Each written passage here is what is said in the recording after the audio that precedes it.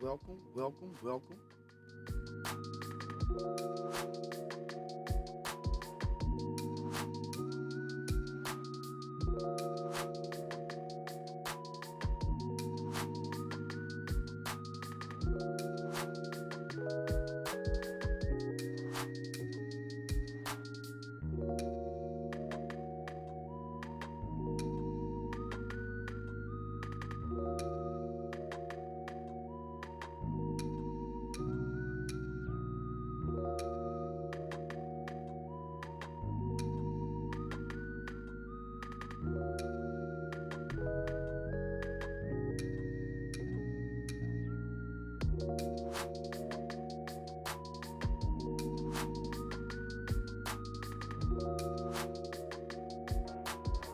The Unique Show, exclusively right here on YouTube.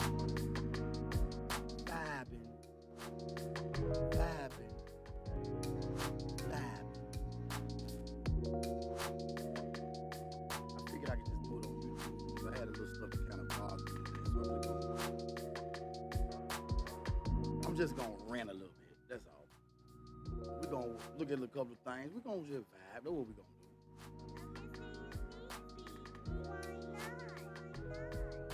Do own the rights to all of you. Welcome to the Mr. Unique Show right here on Smooth House TV. Let me get my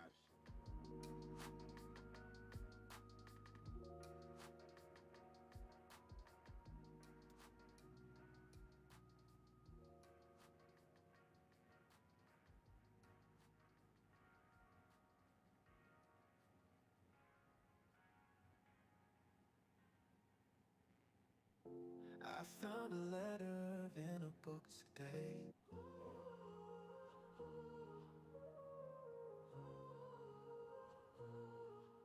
I see you from afar, a dream I can't ignore.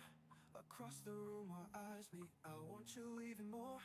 Lost in a sea of people, but you stand out to me. A secret connection, only the stars can see. In dreams we we're dance doing something different. We're doing it late night tonight. We're gonna do something Paradise different. island where our love's so pure. In our dreams we're together, of this I'm sure. We usually don't do it like this, but hey, We can't ignore hey, paradise. you can always try something new, especially when it's yours. You feel?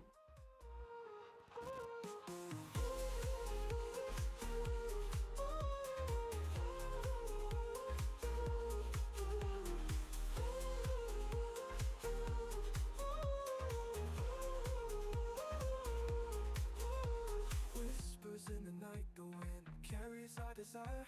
Your touch so electric, setting my soul on fire.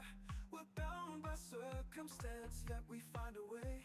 On Paradise Island, where our fantasies sway. In dreams, our love knows no bounds. Paradise Island, where our love's so pure. In our dreams, we're together, of this I'm sure. Forbidden love, a fantasy we can't ignore. Purpose, Paradise Island, purpose. That's what we in. We in our purpose tonight. We're gonna, you know. I figured I'd do it a different way because I ain't never did it like this. Well, let me say it like this. It's been a while since I did it like this. If you would be in the chat, just say something. We're gonna vibe all, I ain't gonna say all night, but you know. We're gonna do our thug dizzles. Paradise Island, where our love's so pure. What you think purpose is? What is purpose? What is purpose? I'm sure forbidden love, a fantasy we can't ignore. Paradise Island, our hearts soar. Paradise Island, where our love's so pure. What is In our purpose? dreams we're together, of this I'm sure. Forbidden love, a fantasy we can't ignore. What does it mean? Being your purpose.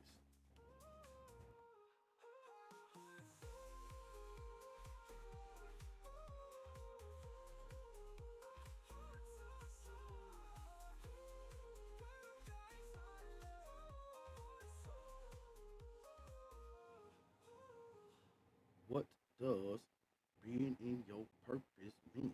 That's what we want to find out. We want to find out what does it mean to be in your purpose? What is what does that entail, should I say? What does that what does it mean to be in your purpose? It's a good one. What does it mean? What does it mean to be in your purpose, to walk in your purpose? We'll find out.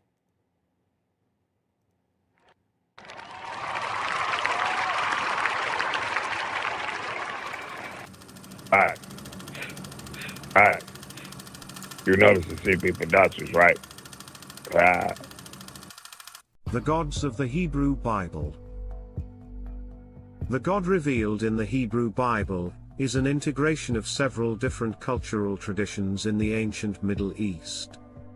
As the tribes of Israel established themselves as a distinct culture among the peoples of Canaan, differing images of God were eventually integrated into the oral and written traditions that shaped the Old Testament. The Hebrew texts often refer to God by the Canaanite term Elohim, Elohim. It is based on the ancient Semitic root el, meaning strong one. This word was often used as a generic term for a god since the rise of civilization in Mesopotamia. It was also the proper name of the Canaanite high god El, the father of humanity and all creatures. He was the father of all the other gods, Elohim, in the Canaanite pantheon, and was the husband of Asherah, the mother goddess. In our English Bibles, both El and Elohim are translated as God. It is interesting to note that Jesus would have used the related Aramaic term Allah, to speak of God. The Arabic Allah derives from the same Semitic root. As the cultures mixed in the land of Canaan, the Hebrew people overlaid the Sinai tradition of a tribal god named Yahweh onto the established tradition of El, forming a creative combination of a deity, who was not only a god of deliverance from slavery but was also the creator of the universe. As the stories of the two cultures merged, the different terms for God became somewhat interchangeable and are found throughout the Hebrew Bible. In Hebrew, the name Yahweh is spelled with consonants alone, reading from right to left, as Yod-Heh-Vav-Heh. In English, it is rendered, from left to right, as YHWH. Because the name has only consonants in Hebrew and no vowels, the exact pronunciation is unsure. Today, it is commonly pronounced as Yahweh, Yahweh, although in prior centuries Jehovah was the more common usage because German scholars transliterated the Hebrew as JHVH.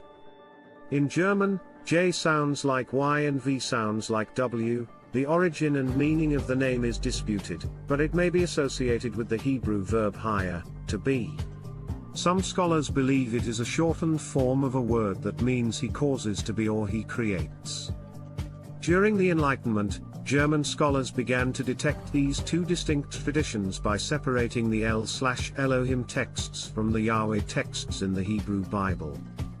They referenced these traditions in shorthand as E, for Elohist, and J, for Javist or Yahvist. In these texts, the word El is used for God about 238 times while Elohim is used about 2,600 times. The personal name Yahweh is used far more extensively, about 6,800 times. A later writer, concerned with priestly duties and laws, was labeled P. He favored the term Elohim. Most of us would not know any of this because in many English translations, the name Yahweh is eliminated and is often replaced with the term the Lord and at other times simply with God. This began when the Hebrew Bible was first translated into Greek about 3 centuries before Jesus. This translation, called the Septuagint, was created by and for Hellenistic Jews who lived throughout the Greco-Roman world. In order to avoid taking God's name in vain, the Greek word Kyrios, kurios, meaning Lord, was substituted for Yod-Heh-Vav-Heh. Unfortunately, this practice has continued to this day in most English translations. It would seem that modern translators are a bit embarrassed by the fact that the God of the universe was once the local god of a few tribes who roamed the deserts south of modern Israel herding sheep and goats. Originally, Yahweh was the name of a tribal god, perhaps first of the Midianites, or possibly of the Kenites, which may have been a related clan, and later of the Hebrews.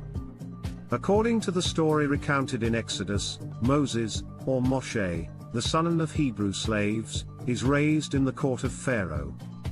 As a young man, he kills an Egyptian overseer who was beating a Hebrew slave and then flees to the land of Midian to avoid prosecution. The location of Midian is not known for sure, but it was most likely located near the Gulf of Aqaba, which separates the Arabian and Sinai peninsulas. There Moses meets Jethro, a man from the Kenite clan who serves as a priest in Midian. Moses settles down with the Midianites, marries Jethro's daughter Zipporah, and has a son named Gershom. We are never told which god Jethro served as priest, but it seems likely that the Midianite/Kenite god was the god named Yahweh, who was associated with a sacred site in nearby Sinai called the Mountain of Elohim, Mountain of the Gods, identified also as Mount Horeb or Mount Sinai. At this point, the writer of the Exodus story tries to integrate several different traditions about God into a single cohesive unity. While herding sheep near the mountain, Moses encounters Yahweh in a burning bush. When Moses asks the god's identity, Elohim